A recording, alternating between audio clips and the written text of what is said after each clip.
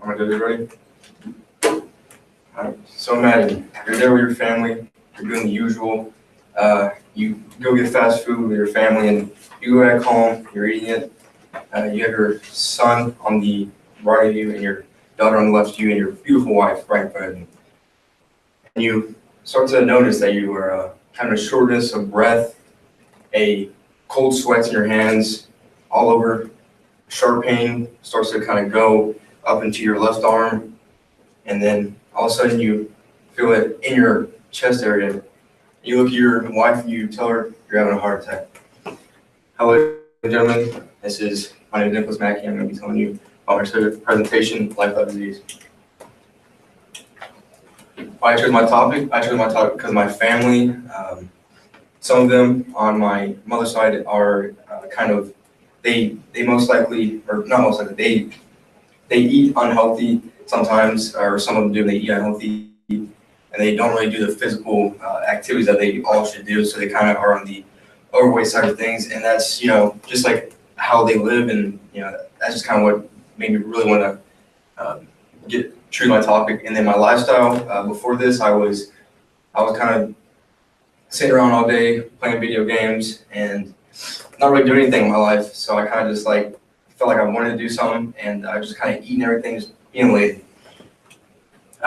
So with all that can come heart disease. And the cause of heart disease is blood cutoff to the heart, or which can be clogging of the arteries in that area. And the risk factors can be smoking. Smoking can cause heart disease. It can make it raise your chances of having heart disease by a tremendous amount. And the reason that is because when you smoke, your blood gets really sticky and it gets thicker in your body while it's pumping, so it can stick to your arteries a lot easier that way. Physical inactivity. With physical inactivity, all you're doing is just kind of sitting there, letting your heart be at a resting state about almost all the time. So your heart does need some physical activity, or needs to pump a little bit harder every day, which they do say an hour to 30 minutes is the best for your heart to get an exercise. And then obesity. And with obesity, pretty much it just is higher blood pressure and higher cholesterol, and that can lead into heart disease. And also it's just it makes your heart have to work even harder with things, so it kind of makes it wear out faster over time. And then lifestyle areas, people will start to do the things they do determined from their parents, which is right there, is determined on their parents, but their parents learn it from areas. And their parents, if they grew up in a big town with a lot of fast food restaurants, their parents probably took them there, and they just thought it was easier and more convenient, so they've always done that their life. So then the parents do the same thing with their kids, and they do the same unhealthy lifestyle. And I gave an example of smoking.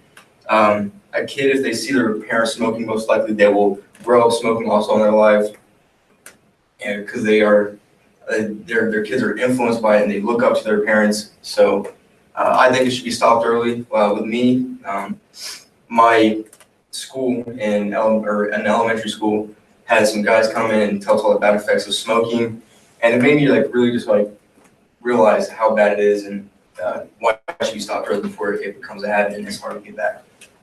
Obesity, the effects of obesity, like I said before, is high cholesterol and high blood pressure. But the reality of it all is people can live how they want, but the thing is, when they do that, it's hard to get back. Most people, when they are at that point, they kind of think, wow, I kind of want to go back. So they do that, but it's hard work, and it's a lot of challenges ahead of them when they try to. And 3 major causes of death in the U.S. Heart disease, 614,000 of it in the U.S. These are the 3 major causes, the number 3 causes. And then cancer, which is 591,000, and 158,000 of that is from lung cancer, and chronic lower respiratory disease, which is 147,000. And these studies were based on 2016 studies, and I looked at the 2017 studies. I believe heart disease has gone up from that, and lung cancer has gone up from that, but it always determines. And physical health, eating, the better you eat, the better your physical health is. And the worse you eat, the worse you'll get. Just determines on whatever you eat and however you eat and how much you eat. And then mental health, the better your mental health is, the better your physical health will be, because you'll be energized in your head and you can actually get up and go outside and do the things you want to do. And then if you're drained and just drowsy in your head and just not really feeling it, you will be most likely to do less physical things with your body. The connection, I learned about all the bad effects of not being physical. And I kind of like looked at myself when I was thinking about that, and I just kind of thought it would be a good thing for me. And then some of my research was on running. It was a little bit of it, but it was on running, and it kind of just like made me want to run so I can get in better shape and everything. And then my product, I did a 5K for my product, and then here are some of my trainings. This is from week 1, this is from week 3, and that's from week 5.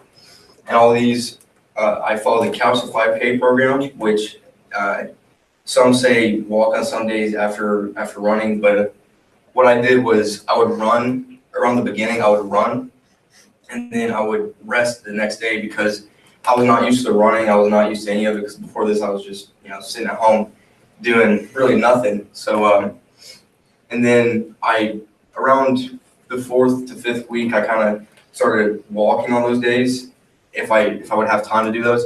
And then I think in between week 1 and week 2, I kind of, since I wasn't really used to it, I was kind of getting pain in my legs and just whatnot, because of the for how unphysical I was and how inactive I was before that.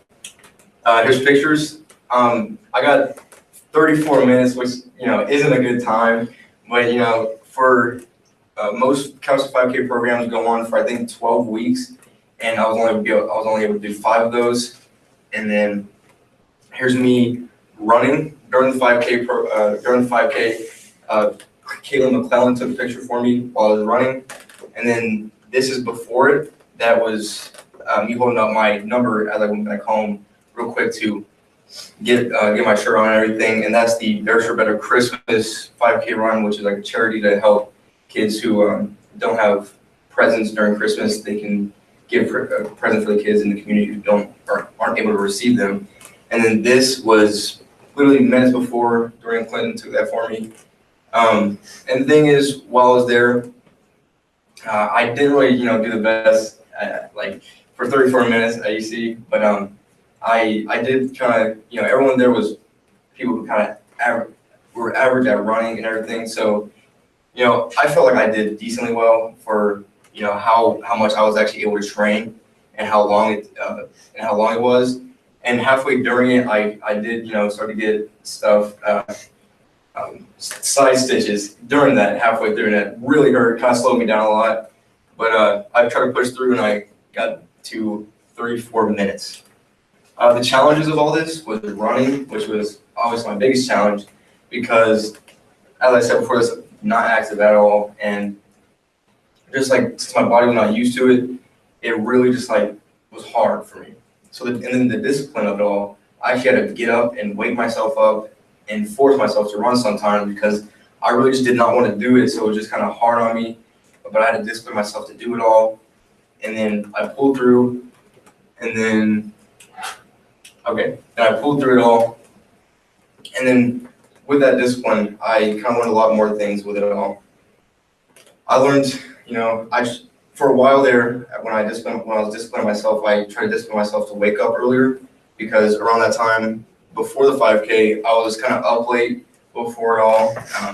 Now I wake up early, but I had to, discipline myself to wake up around that time at the time I was supposed to wake up, so I could make it there on time. Which, I guess with this one, that helped me a lot. Are there any questions? I just have questions. Will you continue to run and try to lead a more healthy lifestyle? Not the running part, but I've been eating healthier, I feel. Because before that too, I was not eating healthy at all. I was kind of just eating junk food a lot. But now I feel like I've been eating a little bit better with it all. So I guess we can assume you won't run another 5K.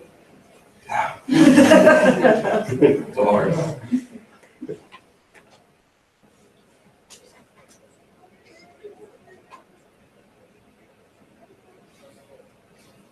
Yeah. Thank you.